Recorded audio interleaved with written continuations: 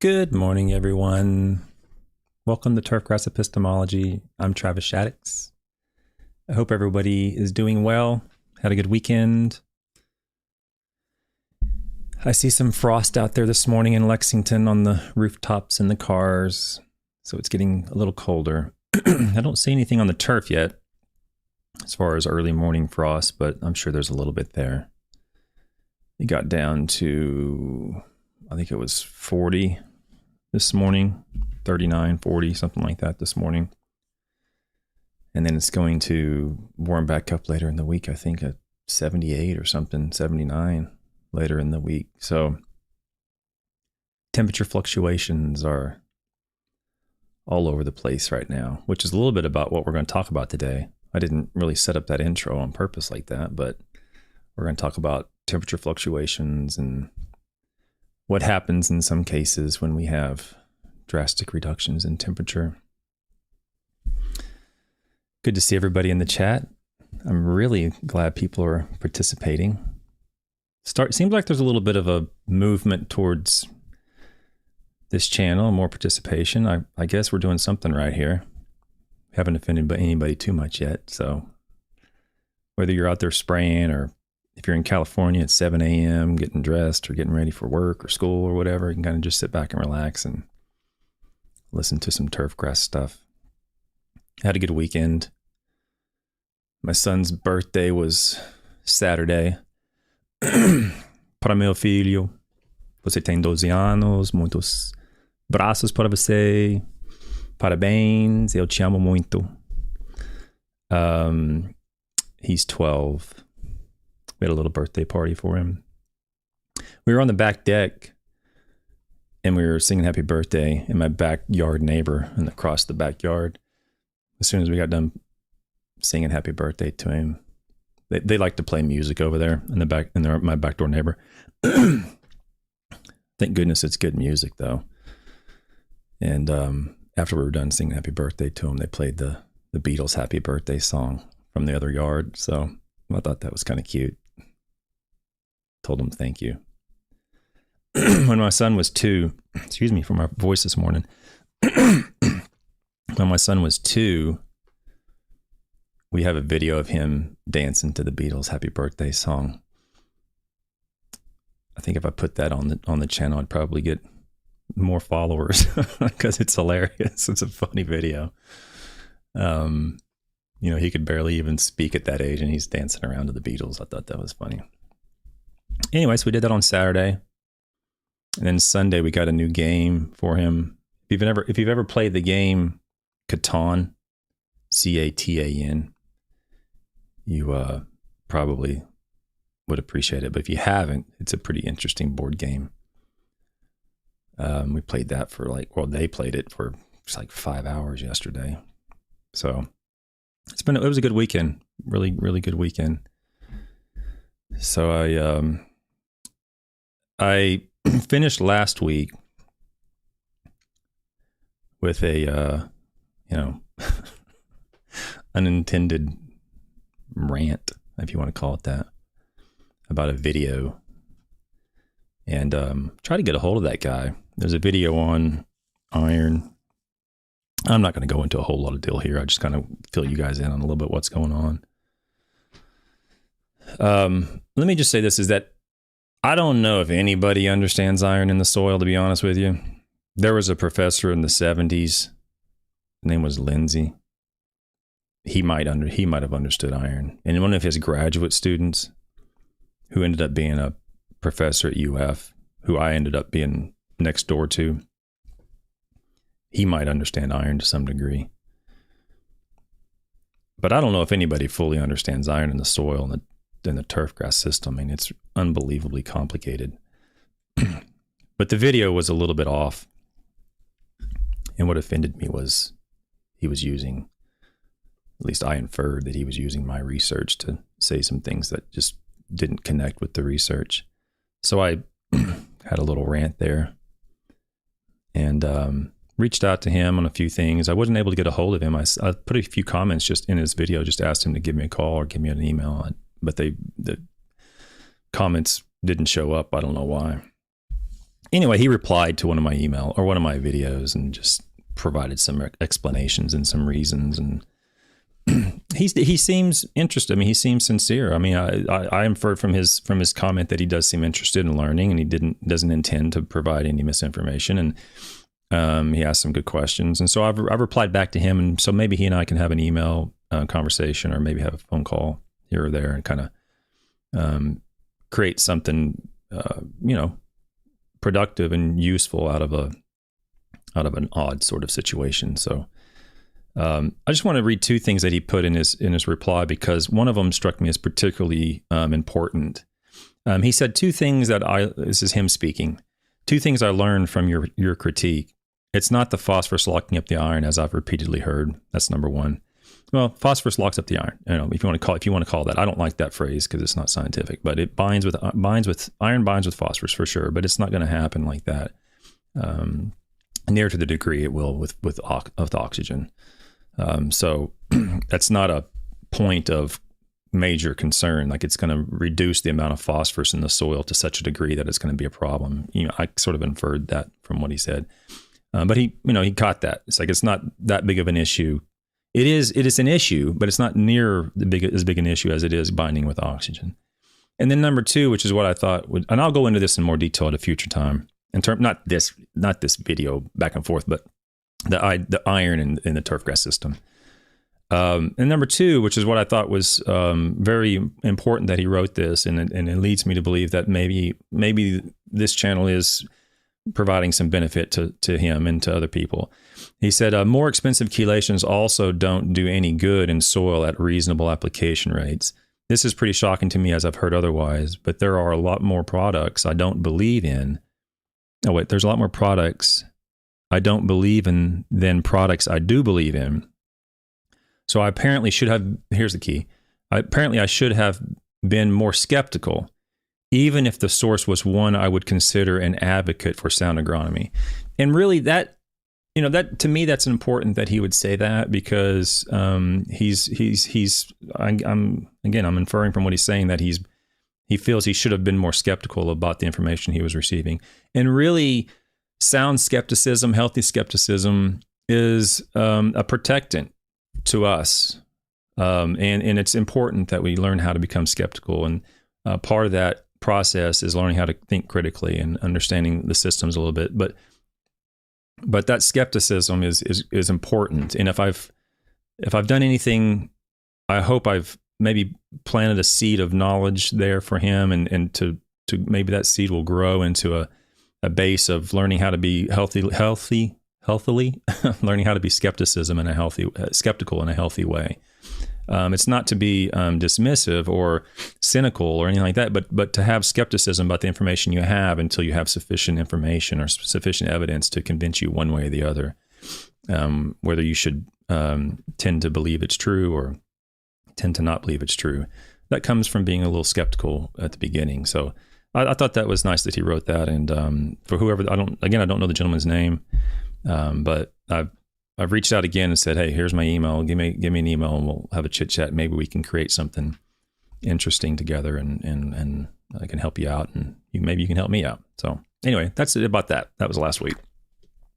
Today's paper is quite short, and it's not particularly complicated or involved. I wanted to start with this. We're still doing cool season fall fertility, and I have another 7 or 8 papers, I think it is. So we'll probably do this for another 2 weeks, and then I'm going to switch and probably do something else.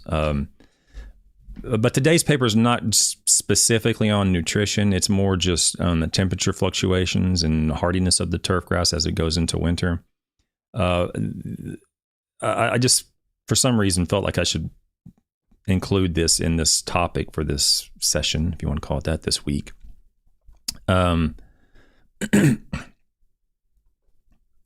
So I'm sorry I can't do everything reading the chat. I'm really glad you guys are chatting. It's hard for me to keep up with everything, but so let's get into the article, if I can do that. Okay, so the title of this article is Freeze Resistance and Cold Acclimation in Turfgrasses. This was published in Hort Science. It's an open access journal now in 1983. And so you can go and just Google that title or go to ashs.org and you can search for these authors or this title, and this article can pop up and you can read the whole thing. It's a very short article. I'll probably end up reading through most of it. I've highlighted some of it, but it's so short that it may just be worth reading through it. The authors are, I can't really pronounce the names, I'm sorry, but it's Rajashekar, Tao, and Lee. And for some reason, the first author reminds me of Rajashekar, the sitar player from, the 60s and 70s with, taught George Harrison and those guys, the sitar and all that stuff. But it's Rajashekar. I'm sorry if I mispronounced that name. So let's just get started. It's basically this paper is going to be talking about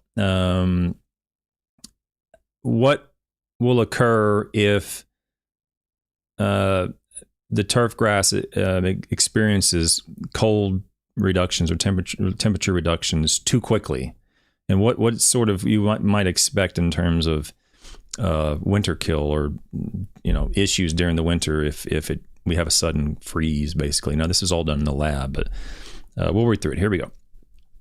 Cold season turfgrasses are among the hardiest herbaceous plants. The leaves of some species of turfgrass can survive as low as -40 C. So if anybody wants a point of trivia, you know how Celsius and Fahrenheit are different units? There is exactly one temperature that is the exact same for Celsius and Fahrenheit, and that temperature is -40. However, following a severe winter, the overall recovery and growth of turfgrass depend mainly upon the survival of the regenerative parts of the plant, such as the crown, stolons, rhizomes, which are often less cold resistant than leaves. Freezing injury to turfgrasses is particularly common in late winter or early spring. I'm going to go into that a little bit. Although fully cold-hardened, cool season turfgrasses can tolerate fairly low temperatures in midwinter, the freezing injury appears to occur when the plants are acclimated or deacclimated. So before I go on, what that's saying is during the fall when things are acclimating, or during the spring when turfgrasses are deacclimating, is when some of the worst damage can occur. And I'm sure we've all had experiences or examples of that you can point out where, I'll just use one example on warm season grasses, where in the spring in Florida, even in Florida, in the spring, there's, I'll leave the names out of it, but there's an area where there was a lot of St. Augustine grass planted in a very well-known community in north central Florida. And everything's fine. This particular turf grass is only stoloniferous, meaning there's no below ground stems. And so one year it happened to get particularly cold and in the spring, and basically wiped out all the St. Augustine grass in this particular area. And it probably would not have occurred had it not occurred right when the turf grass was kind of growing out of the winter, dormancy period in Florida. And I'm sure you can have examples in the fall, and many of you have seen, cold, winter kill and so forth in the late fall and so forth. But it's when the plant is acclimating itself or deacclimating itself when there's the most risk.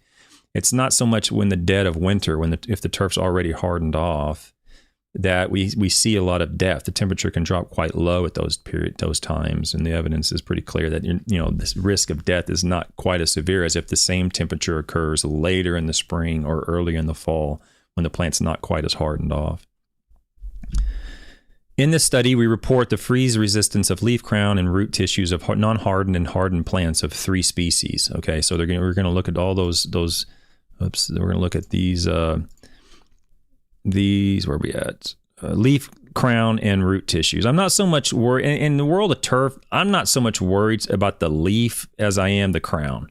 The meristematic tissue of the crown, if it dies, it's done. There's no suddenly coming back. Okay. If the leaf dies, it's not good. If the root dies, it's not great.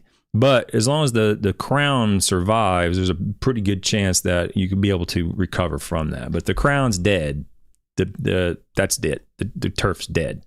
It'll have to come back from some other meristematic tissue on some other area of the lawn. But that particular crown will be dead, and that turf will be dead. This study is also concerned with the process of cold acclimation in leaves and crown tissue of chewing fescues under controlled conditions. Okay, so I'm going to explain a little bit of how they did it. Sod plugs, 10 centimeters long and 6 centimeters in diameter of perennial ryegrass, Kentucky bluegrass, and chewing fescues of turf grasses were collected in November before soil freeze from plots on St. Paul campus. So we are in Minnesota. So it is really cold. Okay. The samples were placed in polyethylene bags and stored under moist conditions. The plugs, The plugs appeared to sustain injury under these conditions of storage, notably the leaves and roots. After more than 3 weeks of storage, plugs of 10 selected cultivars from the 3 species of turf grasses were planted in pots. So they pulled them out of the field. They put them in some bags. There might have been a little bit of injury to the leaves and the roots, but they put them and they planted them in pots containing soil, sand, and sphagnum peat moss. The plants were grown in growth chambers at 20-degree days, 18-degree nights, under 14. So they put them in a grow chamber and let them grow, basically, after they pulled them out of the field. Cold acclimation treatments were imposed. So then they're going to explain how they acclimated them or didn't acclimate them based upon the treatment they had. Cold acclimation treatments were imposed by growing the plants at either day-night constants of 5 degrees or 0 degrees Celsius. So just above freezing and at freezing. Under an 11-hour photo, okay, that's a light. For hardiness evaluation, plants were washed free of soil, and each sample contained 2 plants were wrapped in cheesecloth and was cooled in ice and alkaline at -2, and the glycol bath. So they're going to go through the glycol bath thing, which we've talked about before, where they're looking at electrolyte leakage. Which if you haven't watched any other videos, electrolyte leakage is the process where they'll estimate or attempt to predict what will happen in the field by freezing them and then determining the leakage of electrolytes out of the plant. So they'll freeze the plant at a certain temperature, and then they'll defrost it and extract the electrolytes that dissolve into solution around the tissue, and they'll come up with like 20 milligrams or whatever. Then they'll freeze the entire thing, or they'll boil the whole thing and break open all the tissue cells and get the total electrolytes that were in the tissue.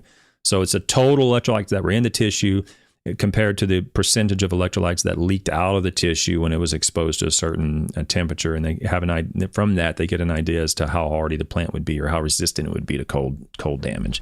It doesn't always line up with what we see in the field, but there's a pretty good likelihood that it will. There's 70-80% chance. I know the R-squareds are somewhere around the 0.8 number.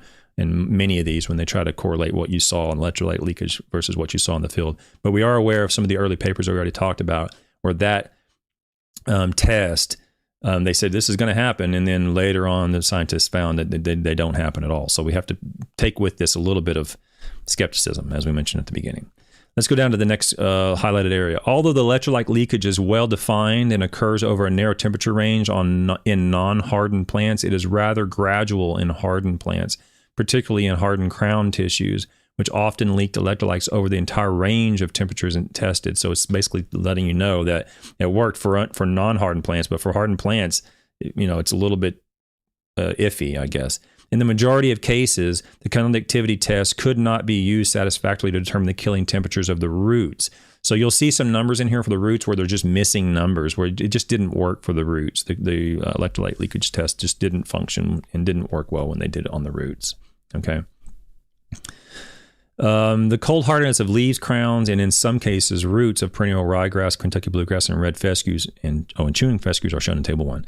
Even the non-hardened plants grown at 20-degree days and 18-degree nights temperatures were moderately cold hardy. Okay, even the non-hardened plants were moderately cold hardy. The crowns of all species tested were at greater than -9 degrees, and the hardiest plant crowns of servo, which survived at -17. So let's look at this particular graph. If I can, you guys can see that on the screen. I don't need to zoom in. So this section here on A, those listening, we're looking at 2 graphs, one graph with an A and a B panel. On the y-axis, we have conductivity. So we're measuring the electrolyte leakage out of the plant. That's the conductivity. And on the x-axis, we have temperatures from 0 to 20 on one, and then from 0 to 35 on the next graph. The graph on the left is the non-hardened turf, and the grass on the right was the grasses that were allowed to harden off. So they allowed them to, expose them to temperatures gradually, and they hardened them off. The circle is the leaf, and the square is the crown.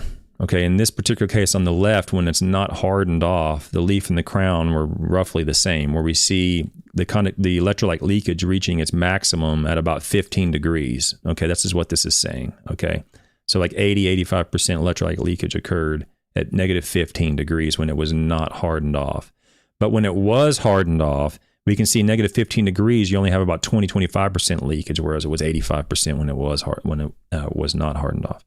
So we can see right here between these two graphs, let me erase these red lines here.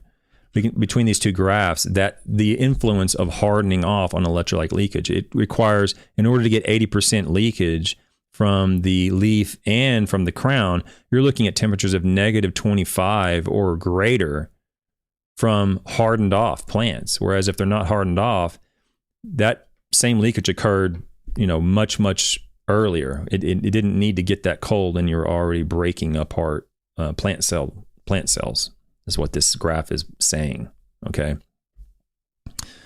If there's any questions on that, then let me know. I'm really sorry. I'm really bad about checking chat, but using it. Oh, okay. That's still okay. Oh yeah, Looney says, Looney says, I hope never experience how negative 40 feels. Last year, obviously, a lot of people experienced negative degrees last year. In Lexington, it got to down to negative 7 Fahrenheit, and the wind chill was negative 27. That's the lowest that I saw it go last year. Was negative 27 for that 1 or 2 days there. If you remember, it got real cold, and you can see now even the damage now from that cold snap on boxwoods in Kentucky just got wiped out. I mean, probably seems like every other boxwood has either complete death or partially dead from that temperature. And the reason I say that is that yes, it will, hardening off the plant will definitely reduce the temperature needed to kill it. But if it gets low enough, it'll kill it. Okay, I mean, it's not going to eliminate it's not going to completely shield it from death. It's just going to greatly lower that temperature to the point where hopefully you don't get down that low and the plant's fine. Okay. So that's the only reason I mentioned that. Let's get on to it because there's a couple points that I want to make sure I hit on. And so let's go down to the next highlighted area. The hardiest cultivar in this study was wintergreen, which was table 1. I'll get to that in a second, which was chosen to examine the process of cold acclimation in leaves and crowns at acclimating temperatures of 0 and 5 degrees Celsius. Although the general pattern of acclimation was similar in both leaves and crowns, the increase in hardiness of crowns lagged behind that of leaves by about a week. And that's right here in figure 2. I'm sorry, in figure 2, which is down here. So what he's talking about is this line right here. So we're looking at a very similar graph, but this time it's the killing temperature. And this killing temperature, where what he's talking about is it lagged behind in the crown tissues by about a week compared to the leaf tissue here. Okay. I don't know if that's important to you guys or not, but let's go to the next highlighted area. I think I can.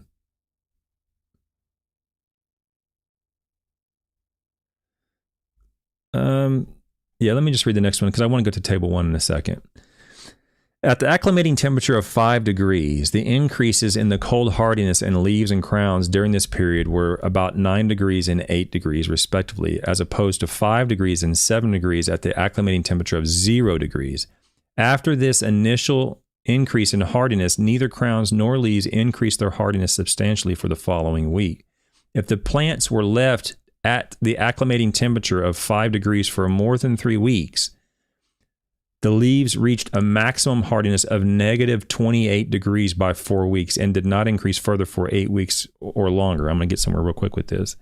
However, the acclimating temperature of 0 degrees following the plateau, i.e. after 2 weeks for leaves and 3 weeks for crowns, there was a linear increase in hardness by the end of the 4th week. Leaves reached maximum hardness of negative 29 and 26 degrees. So basically what this is saying is that the acclimating temperatures that are a little bit higher than freezing were a little bit better than if it went straight to freezing. If it was able to harden off at a little warmer temperature for a little while, 2 or 3 weeks first, before it experienced the 0 degrees Celsius, the plants tended to survive better, basically. At least that's what that paragraph said, or maybe that's in a different paragraph. We're going to get to it. Apologize. For rapid acclimation, the plants initially need, here we go, acclimating temperatures above 0 degrees, but if held at that same temperature, the rate of acclimation slows down. So you need the plant needs a sort of a slow, gradual reduction in temperature to have a maximum amount of cold hardiness, if you want to call it that, or hardening off, as opposed to dropping it and then leaving it there and dropping it and leaving it there. And ideally, we would have a nice, slow, gentle movement into the winter. But we know that doesn't always happen. Almost never happens. But that's what this is saying. The process of acclimation following the initial stage can be hastened by lowering the acclimation temperature. Similar observations have been made in other herbaceous plants. In these studies, acclimating temperatures slightly above 0 can induce the first stage of acclimation, which is thought to be associated with many metabolic and physiological changes. It is likely that the lower acclimating temperatures in the initial stage can retard the process of acclimation. Okay, so it is likely that the lower acclimating temperatures in the initial stage can retard the process of acclimation. So the really low temperatures can slow that process down. We don't want to drop it too low. In frost-hardy potatoes, for example, acclimating temperatures of 2 to 3 degrees were more effective than 0 degrees. Okay, so I mean, I know we can't control the temperature, but the point is to be aware that if we're having a nice mild winter and it's slowly moving in to the cold, really cold snaps of the winter, I would expect, or you can tell your clientele. You don't have to tell them, but I mean, if you can, reasonably predict that you're probably not going to have too many phone calls on winter death once it gets to freezing, as opposed to it's 80 degrees at the end of November, and then the next week it drops to 25 degrees Fahrenheit. In that case, you might expect some phone calls, and that's what's going to happen here. We have frost today, and like I said, this week, towards the end of this week, it's going to be 78, 79 degrees. Now, that's not too crazy, but I don't want it to stay in the 80s for too long into November and then suddenly have a freeze. Okay. I know that might be sort of common experience that you've had, but these are data to support that. And this is turfgrass epistemology. So why do you believe what you believe? How do we know what we know? Well, using your experiences and observation, but when we have data to support it, we can have much more confidence that what you're actually seeing is, in fact, what's occurring. And you can have more confidence talking to your clientele or your homeowners, your sport turf manager, or whoever, your members at your club. You can have more confidence that what you're saying is indeed true because there's data to support it. And this is just a very introductory manuscript. This is not an in-depth paper. There's many other papers that are far more in-depth than this one. This is sort of just like a general paper that I felt was short enough and to the point enough to kind of introduce the topic. There's much more sound and robust papers than this one, and this one's a pretty good one. So I'm going to go into another paper probably in a month or two. But I'll probably end up coming back to this table one at some point. But I wanted to point out a couple things here. They don't make these comparisons, but I'm going to kind of introduce it here. In this particular table, it's the cold hardiness of leaf, crown, and root tissues of some turf grasses. And so over here we have perennial rye, Kentucky bluegrass, and some fescues, okay? We have various cultivars of each. And we have the killing temperature of non-hardened, and we have the killing temperature of hardened plants, okay? And you can see, and again, this is early on. This is 83. There should be stats in here, but there's no stats in here. They're just showing the temperatures. I wish they had stats, but we don't have them. But we can see that the hardened crown, and again, leaf tissues are important, root tissues are important. That's fine. But I'm really interested in the crown itself. That's what I want to focus on, because I can make a plant come back from, you can spray, oh, this is going to be way off topic, but you can spray don't do this. Okay. I don't want to do it. I don't want to recommend anything that is against the label, but you can spray I'll just say some herbicide. You can spray tall fescue with some herbicides, non-selective herbicides, by the way, and it'll kill the leaf tissue. It'll wipe it out. But the plant will come back. Tall fescue will come back under certain conditions, because the crown's not dead. That particular herbicide, which I'll leave the names out of it because I don't want to get in trouble. But there's ways to remove some plants from tall fescue using a post-emergent non-selective. If you know some of the physiology of the plants, and that is, this particular plant, the crown on this plant will die using this chemical. The crown of that plant probably won't die using that chemical, which I know is a fact because I've done it numerous times. And you can wipe out that plant that otherwise can't be removed using that non-selective. But the tall fescue will look horrible for like 4 weeks, but it'll come back because the crown's not dead. And that's the reason why I'm interested more in the crown here than I am the leaf per se. I want to know what's going to kill the crown, the meristematic tissue from which the other stems and leaves emerge from. Okay. So we can see that the non-hardened, let's just use perennial rye. The non-hardened perennial rye is, -17 and -10, as opposed to when it's hardened, we're looking at gaining 2 or 3 degrees. That's for perennial rye, which is one of the least cold hardy plants we have.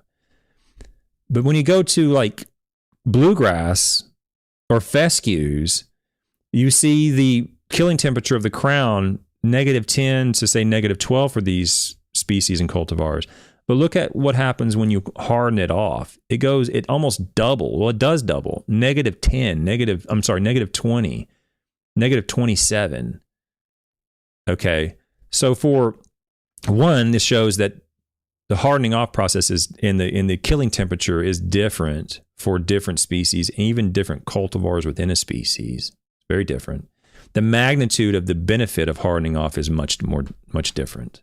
Whereas these bluegrasses and fescues in these data might be -10, -12. You might see some killing temperatures if it's not hardened off. In other words, if you get a sudden freeze versus, let's say you get a sudden freeze in the 1st of December after it's been warm, and it only freezes to say -12, -13. Well, you're probably going to have some death of your bluegrass and fescues, as opposed to that same freeze occurring in January when the plant's already been hardened off, and it freezes even colder and freezes down to like -18, -19. Well, those plants will probably still survive, is what this is saying. Okay, and like I said earlier, I think you probably have that impression already from your experiences and from your observations and through your careers. But I don't know if you've really, well, maybe I'm wrong, but I don't know if you've really had data to support it. Like, yeah, this is why I believe this. This is why I'm recommending, or I'm prepared to answer questions when sudden freezes occur. Okay, well, unfortunately, it was, we had an unusual fall, and it was warmer, and all of a sudden it froze. It wasn't, and this is key. This is critical because this happens all the time. This happened. I was in a lawsuit years ago in Florida where the company said, no, you guys gave us a product and it killed everything.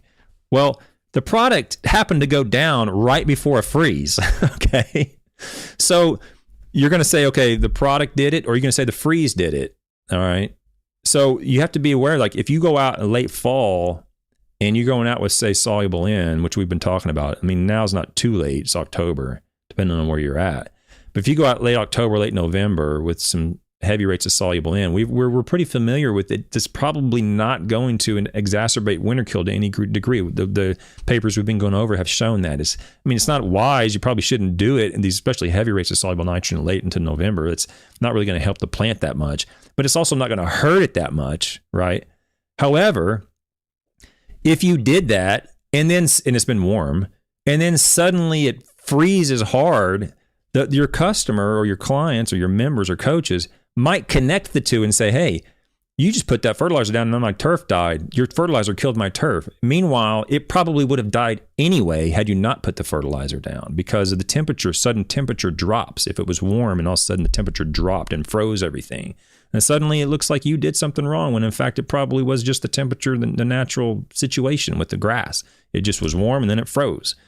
Okay, so I think that's as good or better an explanation or reason to understand that sudden drops in temperature are not, even if it drops to negative 15 Celsius, that's completely different than going to negative 15 Celsius after a slow cooling or cold period, a slow hardening off period. Okay, so be aware of that with your clientele and your customers. That, I mean, not that you can control it, but you can at least help explain what happened, rather than, suddenly, you're in a lawsuit getting deposed in a lawyer's office in Orlando. You don't want to go through that. So, anyway, I digress. Sorry.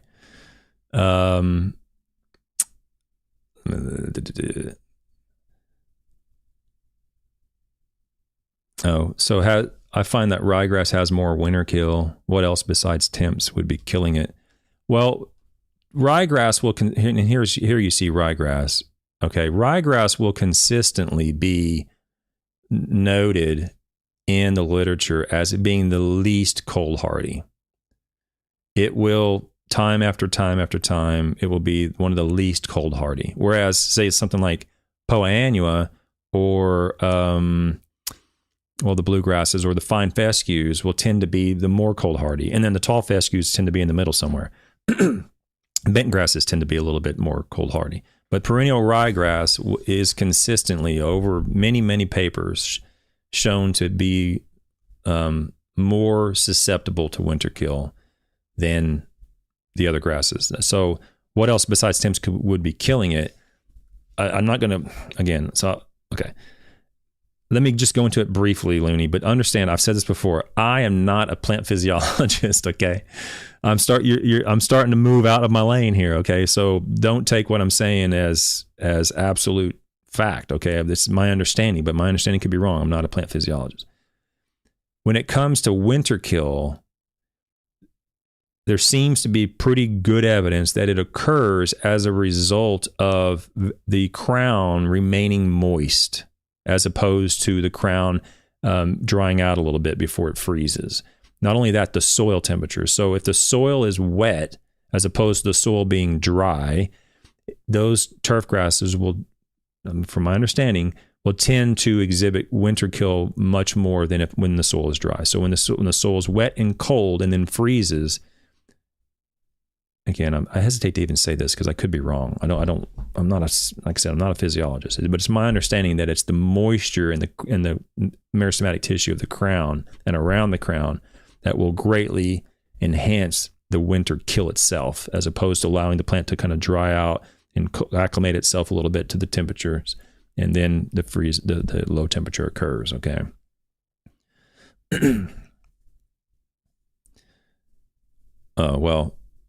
Yeah, you're asking, because the question is, that's just going to be with genetics, Looney. So the comment is, I asked because it looks like the temps on the charts don't vary much between cultivars. So so you're talking about within a species, the temperatures don't change that much. So the difference between cultivars it exists, but for the most part, it's consistent. But the difference between species is simply a genetic issue. I mean, I don't know. You'd have to get like I said, you have to get a physiologist on here to explain why it is that one cultivar or one species is more resistant than another. I don't know why that is. I wouldn't even want to venture a guess, because I can almost guarantee you I'll be wrong. But yeah, I mean, there's species and cultivar differences, and that's going to have to do with genetics. As I'm assuming if they're all growing in the same soil and all growing under the same conditions, there's going to be differences. Those are going to be mainly due to genetics.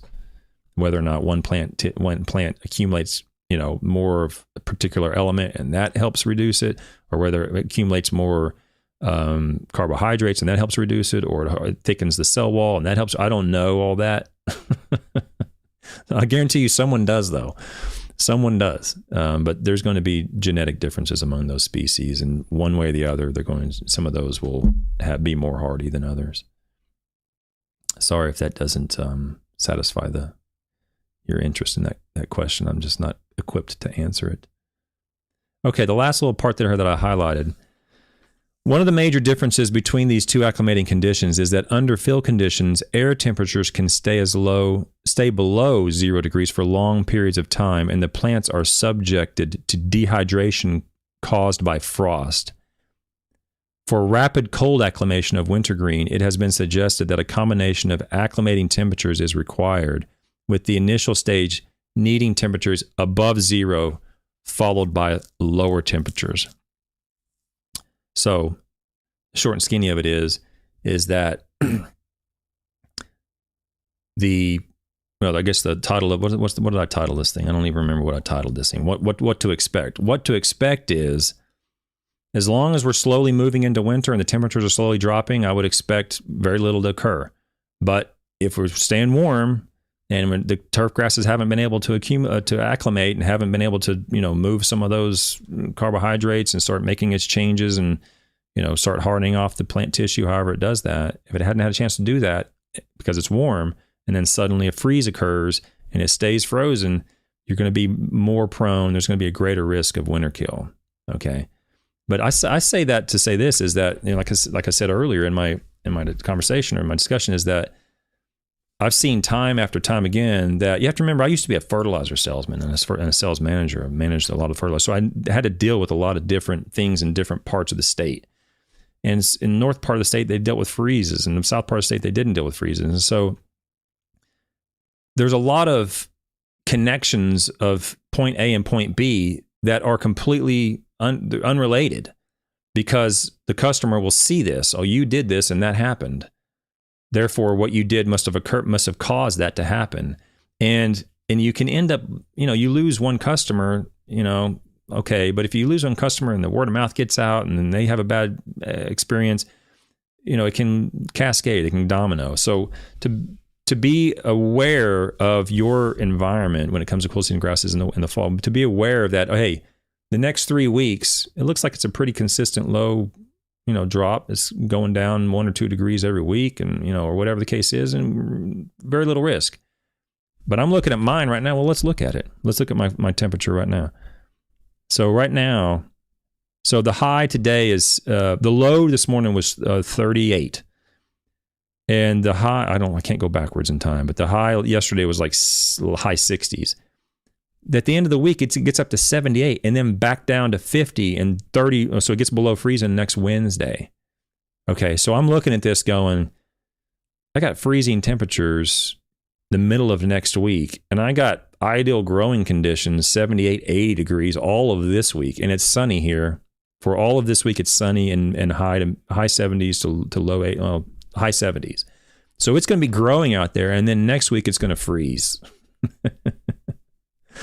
So I'm not saying anything bad's going to happen.